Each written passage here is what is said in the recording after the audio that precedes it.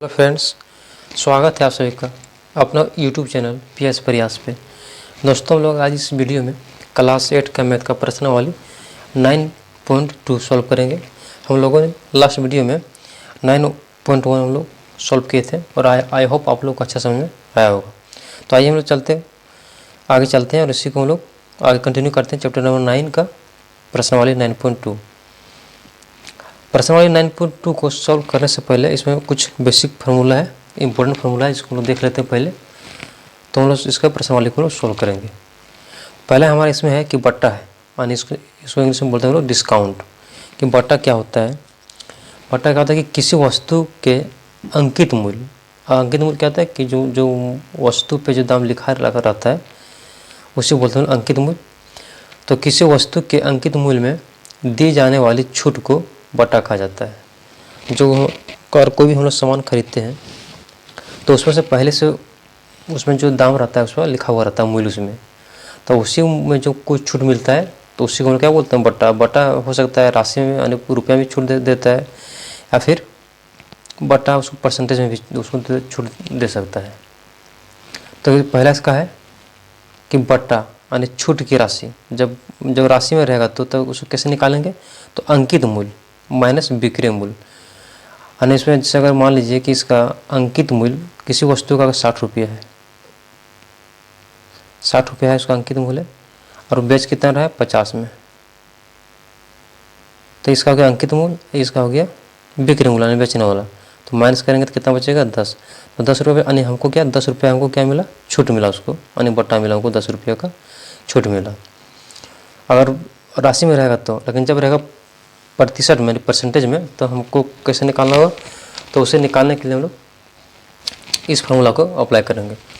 प्रतिशत बट्टा बराबर बट्टा गुना 100 बट्टा अंकित मूल्य। जो भी अंकित मूल्य रहेगा नीचे लिखेंगे, जितना छूट मिलेगा ऊपर में और गुना 100 करेंगे तो हमारा निकल जाएगा कितना प्रतिशत में निकल जाएगा। इसी तरह से हम लोग अगला इसमें है विक्रय मूल्य। तो विक्रय मूल्य अगर निकालना का हो तो अंकित मूल्य माइनस बट्टा यानी जो भी राशि जो छूट मिलेगा हमको उसमें से क्या करेंगे बोलो, अगर घटा देंगे तो हमारा निकल जाएगा विक्रय मूल्य, उसको कितना में बेचे हैं। जैसे कि अभी यहाँ देखे थे हम लोग, इसका अंकित मूल्य कितना 60 है और कि उसको कितना में बेचा है 50 में, तो कितना आ गया यहाँ पर 10 रुपये आया था। तो उसी तरह से यहाँ भी करना है, अंकित मूल्य रखना है और ये बार यहाँ इसको यहाँ रख देंगे तो जो आ जाएगा, जैसे कि इसका अंकित मूल्य कितना है मान लीजिए 60 रुपया, ठीक है, घटा यहाँ करेंगे और छूट कितना है 10 रुपये थे, 10 लिख देंगे तो यहाँ हो जाएगा कितना बचेगा 50। अगर उसका अंकित मूल्य 60 रुपया था और 10 रुपये को छूट मिला उस पर, तो हम कितना में खरीदे कि उसका विक्रय मूल्य कितना हो गया 50 रुपया। इसका विक्रय मूल्य कितना हो गया 50 रुपया हो गया। इसी तरह से इसका है अगला है विक्रय मूल्य हो गया। इसका तीसरा है लाभ। तो लाभ हो गया, तो लाभ का क्या होता है कि विक्रय मूल्य माइनस क्रय मूल्य। अगर हमको लाभ जब निकालना हो तो क्या होगा विक्रय मूल्य, कि हम उसको बेचें, जो हम बेचे हैं उसको क्या करना है और कितना खरीदे हैं दोनों को माइनस करेंगे तो निकल जाएगा हमारा क्या लाभ। और लाभ में जो अगर इसको बोला जाए विक्रय मूल्य तो इसको क्या बोलते हैं इंग्लिश में सेलिंग प्राइस यानी SP है कि नहीं, और इसके क्या बोलते हैं हम लोग क्रय मूल्य यानी कॉस्ट प्राइस CP। तो जब लाभ होगा तो उसमें क्या देखें जो विक्रय मूल्य होता है वो हमेशा बड़ा होता है इसमें। अगला है इसका लाभ, प्रतिशत लाभ है। ये तो हमारा हो गया, ये भी निकलेगा किसमें राशि में निकलेगा, रुपया में निकलेगा। लेकिन जब इसी को पूछेगा परसेंटेज के रूप में कि कितना परसेंट लाभ हुआ तो हम लोग कैसे निकालेंगे? तो लाभ परसेंट बराबर क्या होता है लाभ जितना लाभ होगा गुना 100 और बट्टा में क्या रहेगा क्रय मूल्य। इस पर हम लगा देंगे तो लाभ निकल जाएगा परसेंटेज में कि कितना परसेंटेज हमको लाभ हो रहा है। इसी तरह से अगला है हम लोग का हानि। अब हानि निकालना है तो हानि वाला क्या होता है क्रय मूल्य माइनस विक्रय मूल्य। और इसमें क्या होता है क्रय मूल्य यानी कॉस्ट प्राइस CP। इसके बाद यहाँ पर क्या है, यह है विक्रय मूल्य है ना, तो इसका होगा SP सेलिंग प्राइस। तो इसमें क्या होता है ये बड़ा होता है, क्रय मूल्य इसमें बड़ा होता है हानि में। अगर हमको निकालना होगा हानि तो इस तरह से ये फॉर्मूला लगाएंगे वो लोग क्रय मूल्य माइनस विक्रय मूल्य। लेकिन जब उनको निकालना रहेगा हानि प्रतिशत यानी प्रतिशत हानि, तो कितना होगा, तो इस तरह से फॉर्मूला ये होता है कि हानि बटा कार्यमूल गुना 100। तो इस फॉर्मूला पे लगाएंगे तो हम लोग का प्रतिशत हानि निकल जाएगा। तो ये था इसका कुछ बेसिक फार्मूला जो हम लोग अभी प्रश्नावली 9.2 पे सॉल्व करें, उसमें अप्लाई करेंगे, जो सॉल्व करने में इससे हमको मदद मिलेगा। तो इसको एक बार आप लोग इसको लिख लीजिए, फिर हम चलेंगे प्रश्नावली 9.2 पे।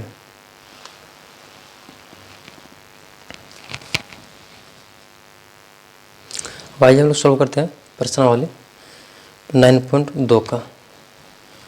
इसमें पहले हम लोग सॉल्व करना है वृद्धि तथा ह्रास से संबंधित प्रश्न, यानी वृद्धि और ह्रास यानी वृद्धि और कमी से इसको संबंधित प्रश्न उसको हम लोग सॉल्व करेंगे। तो पहला इसका सवाल है कि सविता की मासिक आय 6500 रुपया थी, उसकी आय में 5% की वृद्धि हुई। मासिक आय में कुल कितनी वृद्धि हुई, पहला सवाल। और वृद्धि के बाद उसकी आय कितनी, उसकी आय ज्ञात कीजिए। पहले पूछा गया कि उसका इतना कितना था 6500 रुपया, तो उसमें से कितना बढ़ाया, 5% बढ़ा दिया है। तो निकालना कि पहले बढ़ाया कितना, 5% जो बढ़ाया गया तो कितना उसका बढ़ा, इसके बाद निकालना है कि वृद्धि के बाद उसका आय कितना हो गया। चलिए निकालते हैं पहले हम लोग। तो इसको कैसे निकालेंगे, तो पहले हम लिख लेते हैं कि सविता की मासिक आय, तो सविता का मासिक आय कितना है 6500। तो यहाँ लिख लेते हैं सवाल में 6500 हो गया, ठीक है। अब बोला कि आय में वृद्धि, तो वृद्धि कितना हुआ है 5%, तो यहाँ लिख लेते हैं 5%। तो एक चीज़ हम दो चीज़ सवाल में दिया गया, दोनों लिख लीजिए। और इस सवाल में इसका निकालना क्या था कि आय में कुल वृद्धि, तो उसका में कितना वृद्धि हुआ है, तो इसका वृद्धि कितना हो जाएगा, तो उसका वृद्धि बराबर हो जाएगा, यहाँ लिख लेते हैं।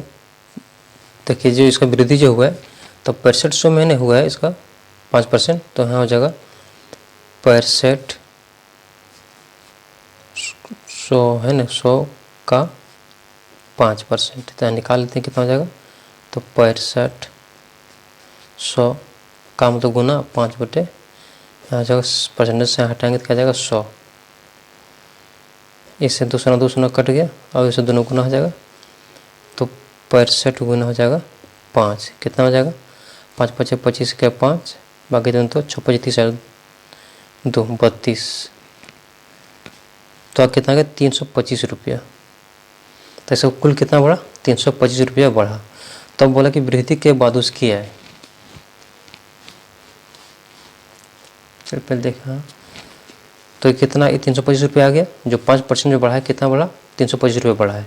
तो बोला कि वृद्धि के बाद उसकी आय, तो वृद्धि के बाद उसकी आय कितना, पहले कितना था 6500, पहले 6500 था और कितना बढ़ा है 325 रुपया। दोनों को जोड़ देंगे तो कितना हो जाएगा, दोनों को हम लोग जोड़ देंगे तो हो जाएगा 6500 3 68, 6825 रुपया। आंसर हो गया सवाल नंबर पहला का। चलिए अब आज देखते हैं लोग सवाल नंबर दूसरा को। सवाल दूसरा है, एक शहर की जनसंख्या 10,000, यदि इनमें 2% वार्षिक ह्रास हुई तो एक वर्ष के बाद शहर की जनसंख्या ज्ञात कीजिए। जैसे बोला सवाल में कि एक शहर की जनसंख्या 10,000 है, बोला कि इसमें अगर वार्षिक यानी एक वर्ष में इसका 2% वृद्धि ह्रास हो गया यानी कमी हो गया, तो एक साल के बाद शहर की जनसंख्या ज्ञात कीजिए। पहले इसको लिख लेते हैं जो इसमें दिया गया सवाल में। पहला कि सवाल शहर की जनसंख्या, तो जनसंख्या कितना है 10,000 है, तो लिख लेते हैं 10,000। और बोला कि वार्षिक ह्रास यानी हानि कितना हो रहा है, तो 2%। 2% क्या हो रहा है, हानि हो रहा है। और समय कितना, एक वर्ष है, तो बोला कि एक वर्ष में जनसंख्या में ह्रास, तक कितना ह्रास का ह्रास हो गया, ह्रास निकालेंगे तो कितना 10,000 का 2%, 10,000 का 2%, यहाँ निकाल लेते हैं 10,000 2 परसेंटेज से हटाएंगे तो 100, 1 0 1 0 1 0 1 0 गुना हो जाएगा, कितने बच के 100 गुना 2 बराबर कितना 200। तो एक साल में कितना कमी हो रहा है 200 कमी हो रहा है। तो बोला अब इसमें कि एक वर्ष के बाद, तो लिख लेते हैं हम लोग आगे।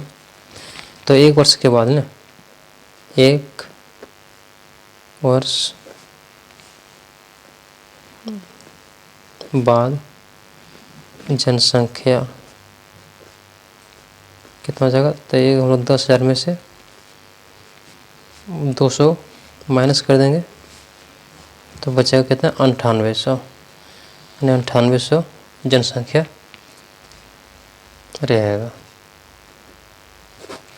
सवाल नंबर दूसरा का एन। आइए देखते हैं हम लोग सवाल नंबर तीसरा। आइए देखते हैं दोस्तों सवाल नंबर तीसरा। सवाल नंबर तीसरा है, एक बगीचे में कुल खड़े वृक्षों की संख्या 40 थी। आंधी के कारण 10 वृक्ष उखड़ गए। वृक्षों की संख्या में से कितने प्रतिशत की कमी हुई। इसमें बताना है, प्रतिशत कमी बताना है कि कितना इसका कमी होगा। कितने 40 पेड़ था, उसमें से 10 पेड़ आंधी के कारण उखड़ गया, तो बताना है कि उसका कमी हुआ तो कितना कमी हुआ, और वो भी कितना परसेंटेज में बताना है, प्रतिशत के रूप में कि कितना प्रतिशत का कमी हुआ है। देखिए पहले इसमें है कि बगीचा में कुल खड़े वृक्षों की संख्या, तो कितना था, कुल खड़े 40 थे, तो यहाँ 40 लिख लेंगे। जो हम लोग को पहले दिया गया डेटा उसको लिख लेते हैं। फिर आगे कि आंधी के कारण उखड़ जाने वाले वृक्षों की संख्या, तो कितना उखड़ा है, 10, तो यहाँ लिख लेते हैं हम लोग 10। ठीक है,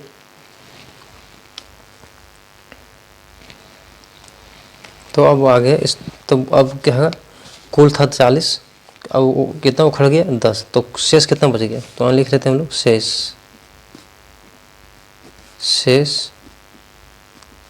वृक्षों की संख्या कितना हो जाएगा, बराबर 40 में से 10 घट जाएगा तो कितना हो जाएगा, 30, यानी 30 पेड़ भी इसमें बचा हुआ है। तो इसमें बोला है कि कितने प्रतिशत की कमी हुई, तो निकालना है परसेंटेज कमी का ना। तो प्रतिशत कमी बराबर क्या हो जाएगा, कमी बटा कुल वृक्ष, कुल जितना था वृक्ष, और गुना हो जाएगा 100। तो कमी कितना हुआ था, कमी हुआ 10, क्योंकि 10 ही आंधी के कारण गिर गया तो 10। और कुल कितना था, तो कुल थे मेरे पास 40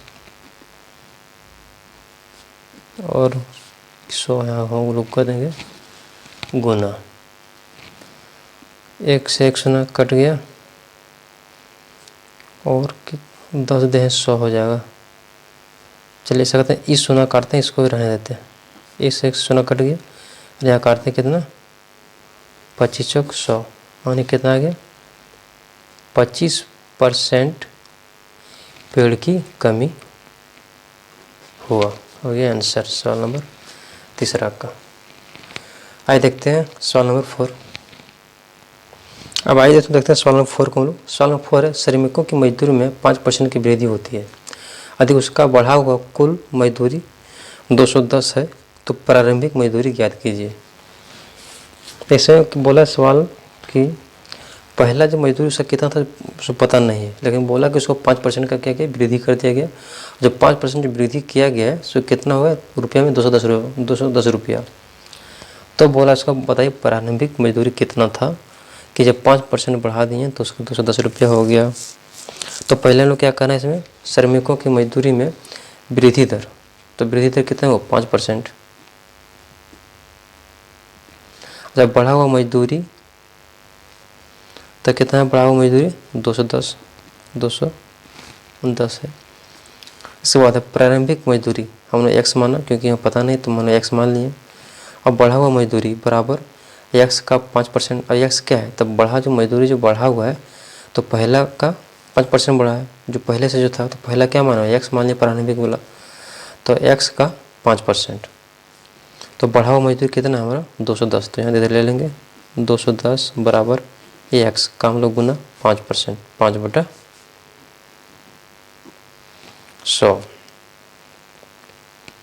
यहाँ पर जो हम लोग का कैंसिल हो उसे कैंसिल कर देते हैं।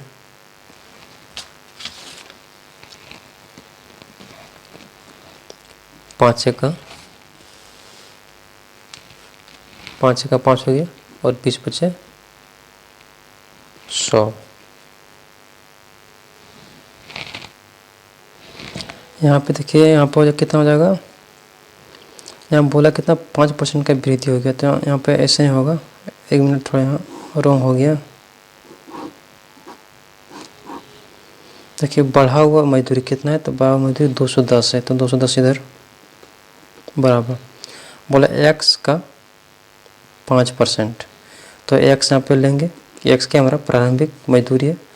बोला उसका 5% वृद्धि, तो पहले कितना 100% है, उसमें से 5% वृद्धि कर दिया तो कितना हो जाएगा, 105 हो जाएगा। 105 बटा 100 अब सही हो जाएगा। देखिए तो 105 का 105 और 105 दूनी 210, और यहाँ से हम क्रॉस मल्टीप्लाई हो जाएगा, तो x बराबर कितना हो जाएगा, यहाँ से गुना हो जाएगा तो 200। तो प्रारंभिक मजदूरी कितना था, 200 रुपया था, तो जब उसमें 5% का वृद्धि हुआ तो कितना हो गया था, 210 रुपया। तो ये हो जाएगा आंसर सवाल नंबर 5 का। चलिए अब हम नेक्स्ट वीडियो में देखेंगे जो सवाल नंबर रह गया, सवाल नंबर 5 से सॉल्व करेंगे। आई होप आप लोग को यहाँ तक अच्छा समझ में आया होगा। तो हम लोग मिलते हैं नेक्स्ट वीडियो में, तब तक के लिए थैंक यू, धन्यवाद।